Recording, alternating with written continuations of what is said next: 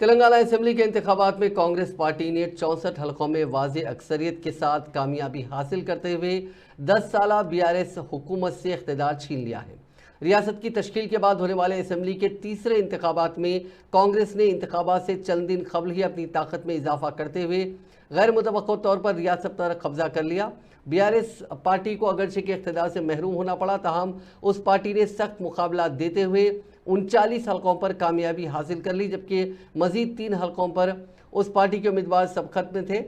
इन इंतखाबात में कुल हिंद मजलिस इत्तेहादुल मुस्लिमीन ने मुख्तलिफ जमातों की शदीद मुखालिफत के बावजूद अपने 7 हलकों को बरकरार रखने में कामयाबी हासिल की और मजीद 2 हलकों जुबली हिल्स और राजेंद्र नगर में खातिर ख्वाह वोट हासिल किए। इन इंतखाबात में बीजेपी को 8 सीटें मिली हैं। अब खबरें ये आ रही हैं कि पीर के रोज़ रेवंत रेड्डी बहैसियत वज़ीर आला हलफ लेंगे। ये हलफबरदारी की तकरीब राजभवन में होगी, जिसमें कांग्रेस कायद प्रियंका गांधी भी शिरकत कर सकती हैं।